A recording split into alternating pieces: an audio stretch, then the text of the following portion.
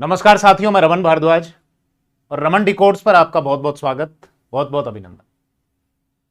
America के राष्ट्रपति Donald Trump पर एक जानलेवा हमला हुआ है और यह हमला वॉशिंगटन का जो एक होटल है, होटल हिल्टन, उसी होटल में हुआ है जिसमें आज से कई वर्षों पहले मार्च 1981 को उस समय के अमेरिका के जो राष्ट्रपति थे रोनाल्ड रीगन, उन पर हमला किया गया था। और उन पर हमला केवल इसलिए किया गया था ताकि वो जो सरफिरा व्यक्ति जिसकी आयु उस समय 25 वर्ष थी, वो एक महिला को इंप्रेस करना चाहता था। तो उस विषय पर भी बात करेंगे।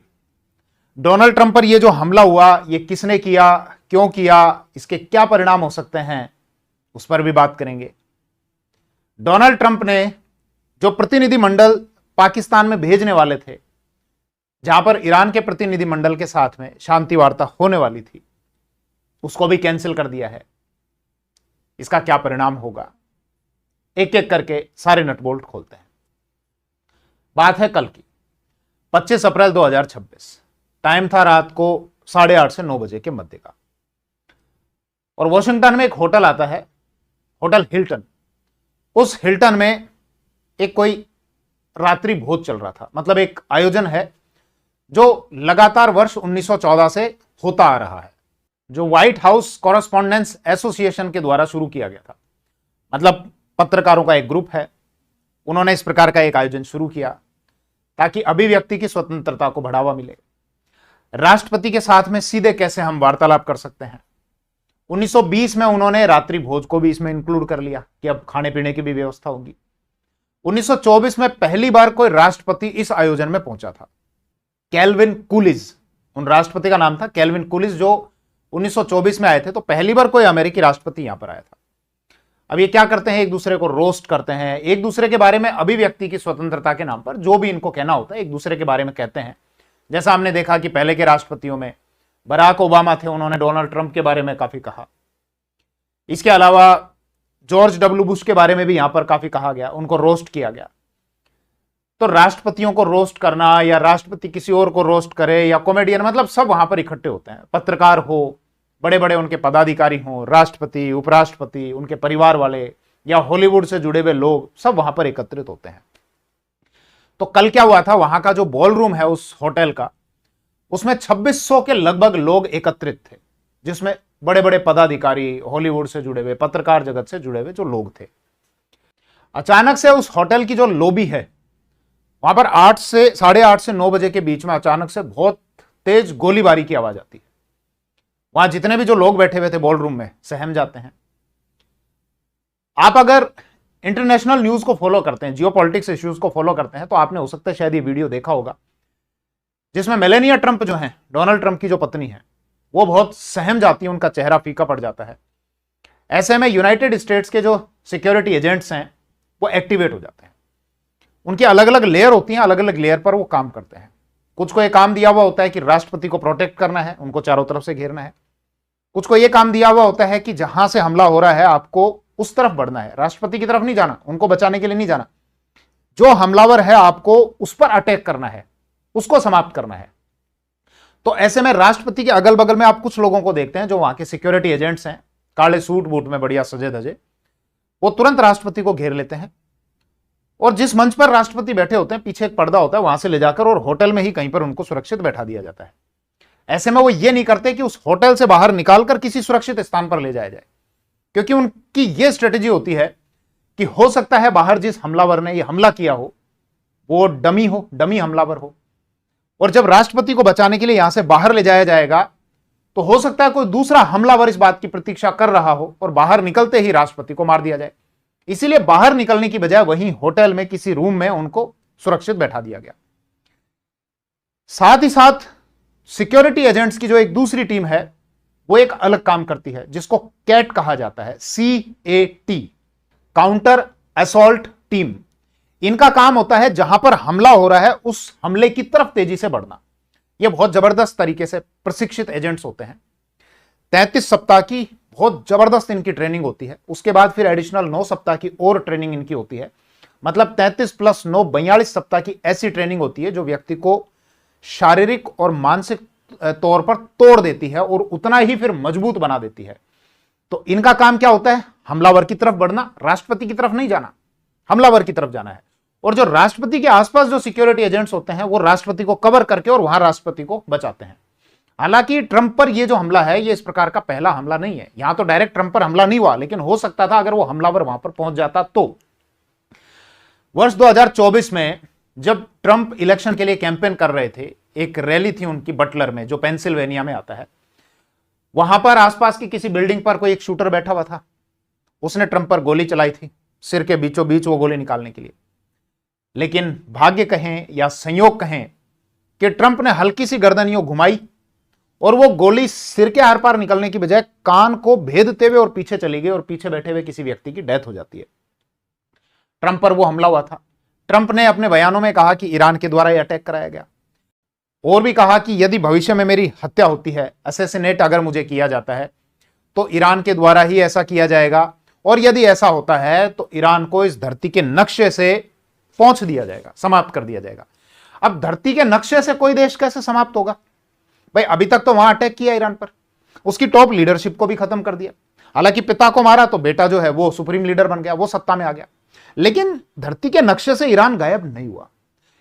धरती के नक्शे से गायब होने का अर्थ यह है कि वहां पर एटम बॉम्ब जो है वो गिरा दिया जाएगा। तो हो सकता है कि एक नजरिया जैसा यहां पर रशिया भी ये कह रहा है, रशिया का ये मानना है कि पाकिस्तान में अमेरिका और ईरान के बीच की ये जो शांति वार्ता हो रही है, पहली बात तो इसमें आपने इजराइल को तो इंक्लूड ही नहीं किया। इजराइल तो एक मेन पार्टी है, उसको तो दूर रख रखा है। इजराइल अभी इसमें कोई इंटरेस्टेड नहीं है इस प्रकार की शांति वार्ता के लिए। इजराइल का भी 2 दिन पहले का स्टेटमेंट वही स्टेटमेंट है जो कुछ समय पहले अमेरिका ने दिया था कि हम ईरान को पाषाण युग में पहुंचा देंगे। इजराइल ने भी यह कहा है कि हम ईरान को पाषाण युग में पहुंचा देंगे, बस एक हरी झंडी मिलने का इंतजार है। वो हरी झंडी कब मिलेगी? उस हरी झंडी का क्या अर्थ है, क्या संकेत है उसका? रशिया इस संबंध में यह मानता है कि अमेरिका पाकिस्तान में बैठकर जो अपने प्रतिनिधिमंडल पाकिस्तान में भेज रहा है और ईरान के प्रतिनिधिमंडल से जो ये वार्ता कर रहा है, शांति वार्ता, ये केवल एक दिखावा है और केवल इस समय का उपयोग करते हुए अमेरिका अपनी तैयारी कर रहा है। और जैसे ही अमेरिका की इतनी तैयारी हो जाएगी कि अब हम ईरान में घुस सकते हैं, लैंड इन्वेजन कर सकते हैं, वहां जाकर अपनी सेना उतार सकते हैं, तैयार अटैक कर सकते हैं, ट्रंप को जैसे ही हरी झंडी मिल जाएगी सेना की तैयारियों के संबंध में, ट्रंप यह आदेश दे देंगे। यह रणनीति कुछ ऐसी नहीं है जैसा हम इतिहास में बार बार देखते हैं। भले ही रणथंबोर में अलाउद्दीन खिलजी ने जब अटैक किया तो एक मोर्चे पर वो शांति वार्ता की बात करता है, दूसरे मोर्चे पर तीव्र गति से युद्ध की तैयारियां करता है। क्या चित्तौड़ में हमने ऐसा नहीं देखा? 1303 में एक मोर्चे पर शांति वार्ता या संधि की बात, दूसरे मोर्चे पर युद्ध की तैयारियां। क्या 1311 में हमने जालोर में नहीं देखा कानड़देव चौहान के साथ में? या इसी प्रकार से शिवाणा में, या इसी प्रकार से अलग अलग जगह जब हम ये देखते हैं कि पृथ्वीराज चौहान पर जो मोहम्मद गोरी ने अटैक किया था, तो तराइन का जब दूसरा युद्ध हुआ था तो एक मोर्चे पर संधि वार्ता, शांति की बात, और दूसरे मोर्चे पर तैयारियां करना। रशिया का यहां पर यही नजरिया है कि अमेरिका जो ये शांति वार्ता कर नहीं रहा, शांति वार्ता का जो दिखावा कर रहा है, वो केवल उस समय में अपनी तैयारी को धार देने के लिए वो कर रहा है। तो खैर देखो, जिस हमलावर ने अटैक किया है, यदि वो ईरान से संबंधित हुआ तो ट्रंप एक तो वैसे ही चिड़े हुए हैं, इसके अलावा वो खुद व्यापारी हैं। ईरान के आर्थिक संसाधनों पर कब्जा करना है, जितना भी पेट्रोलियम है या जो मिनरल्स है। दूसरा, सत्ता परिवर्तित करके ऐसा व्यक्ति बैठाना है जो अमेरिका की हां में हां, ना में ना मिलाता रहे, ताकि अमेरिका का जो कर्ज बढ़ता जा रहा है, ट्रंप ने सत्ता में आने से पहले जितने भी वादे किए थे कि इस कर्ज को मैं कम कर दूंगा, यूक्रेन रशिया के वॉर को मैं रोक दूंगा, ईरान को भी हम अपने वहां से जितने भी मिनरल्स वगैरह हैं, मतलब जो जो वादे किए थे वो वादे ट्रंप पूरे नहीं कर पाए। अमेरिका में उनकी जो लोकप्रियता है वो गिरती जा रही है। अप्रूवल रेटिंग 40 से नीचे आ गई है उनकी, डोनाल्ड ट्रंप की। कुछ कुछ सर्वे में तो 33% है। इसका मतलब वहां की जनता उनको लाइक नहीं कर रही है। जो इन्फ्लेशन है, महंगाई जो बढ़ रही है, उसके कारण जनता में भारी नाराजगी है ट्रंप के प्रति। तो ट्रंप को ऐसे में कुछ अलग मुद्दे चाहिए जनता का ध्यान भटकाने के लिए। ऐसे में सबसे अच्छा मुद्दा यह है कि युद्ध में झोंक दिया जाए, युद्ध की तरफ ध्यान डाइवर्ट कर दिया जाए। और ऐसे में यदि यह प्रमाणित हो जाए कि जिस व्यक्ति के द्वारा यह हमला किया गया है, इसमें कहीं ना कहीं ईरान का हाथ है, तो एक बहुत सशक्त कारण और मिल जाएगा यहां पर। खैर क्या होता है ये देखने वाली बात है। उसी होटल से जुड़ा हुआ एक किस्सा और आपको बताता हूं, जिस होटल में यह अटैक हुआ कल। बात है मार्च 1981 की। अमेरिका के राष्ट्रपति थे रोनाल्ड रीगन। रीगन होटल से बाहर आए, उनकी गाड़ी खड़ी थी, लिमोजिन की तरफ जा रहे थे।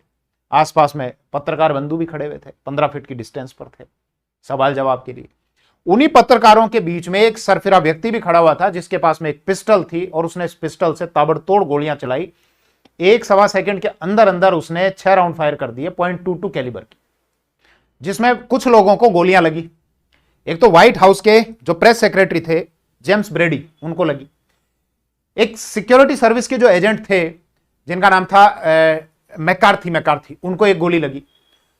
राष्ट्रपति रोनाल्ड रीगन को डायरेक्ट कोई गोली नहीं लगी थी, लेकिन उनकी जो लिमोजिन कार थी उसका जो बुलेट प्रूफ कांच था उससे टकराकर और एक गोली उनके पसलियों में लेफ्ट साइड में घुसी, फेफड़ों को पार करते हुए, और दिल से लगभग 2.5 सेंटीमीटर की दूरी पर वो रुक गई, फंस गई वहां पर। भगदड़ मच गई। उनको गाड़ी में बैठाया गया, रोनाल्ड रीगन को अस्पताल ले जाया गया और अस्पताल में उनकी सर्जरी की गई। हालांकि सेंस ऑफ ह्यूमर बड़ा गजब का था उनका, और किस प्रकार से एक तनावपूर्ण सिचुएशन को भी लाइट किया जा सकता है यह उस व्यक्ति को बहुत अच्छे से पता था। जब ऑपरेशन थिएटर में ले जाया गया सर्जरी के लिए, तो आसपास जो डॉक्टर्स की टीम थी उसमें जो उनके हेड थे वो डेमोक्रेट विचारधारा से रिलेटेड थे, लेकिन जो खुद राष्ट्रपति थे वो रिपब्लिकन थे। उन्होंने उन डॉक्टर से पूछा कि क्या आप रिपब्लिकन हैं? तो वो जो हेड थे डेमोक्रेट्स विचारधारा के, उन्होंने कहा कि मिस्टर प्रेसिडेंट, आज तो हम सारे ही रिपब्लिकन हैं। मतलब उस तनावपूर्ण माहौल को भी किस प्रकार से हल्का किया जा सकता है। ऐसे जब उनकी पत्नी मिलने के लिए आई थी नैन्सी, तो नैन्सी से ये कहा कि डार्लिंग, मैं झुकना भूल गया था इसीलिए लग गई, अगर झुक जाता तो ये गोली नहीं लगती। खैर, राष्ट्रपति का ऑपरेशन हुआ, गोली को निकाल लिया गया, उस सरफिरे व्यक्ति को भी पकड़ लिया गया। जांच के अलग अलग एंगल ढूंढे गए, हो सकता है विपक्ष दल वालों ने कराई हो सकता है किसी दूसरे देश का हाथ हो, लेकिन जांच में तो कुछ और ही सामने आया। उस सरफिरे युवक ने कहा कि मैंने गोली मारी थी एक महिला को इंप्रेस करने के लिए। कौन सी महिला को? जोडी फोस्टर को, जो अमेरिका की अभिनेत्री थी, बड़ी सुंदर थी, उसको इंप्रेस करना था, ताकि जब मैं राष्ट्रपति को मार दूं तो ये मैसेज जाए कि राष्ट्रपति को किसने मारा। बोले इस व्यक्ति ने। क्यों मारा? बोले जोडी फोस्टर के लिए। बोले मेरे लिए इतना काम कर सकता है ये व्यक्ति, मतलब मेरे लिए राष्ट्रपति को मार सकता है, मर्द आदमी है, आई लव यू। शायद सोचा तो उसने ये था कि ऐसा हो जाएगा और वो मुझे प्रपोज कर देगी, मुझसे इंप्रेस हो जाएगी, लेकिन सरफिरा व्यक्ति अपनी ही कल्पनाओं में अलग रहता है। खैर, ये वीडियो आपको कैसा लगा कमेंट सेक्शन में आप अपनी राय दीजिए, और इस नए चैनल को भी आप उसी प्रकार से स्नेह और आशीर्वाद दीजिए जिस प्रकार से आपने भारद्वाज क्लासेस को अपना स्नेह और आशीर्वाद दिया। Thank you. जय हिंद।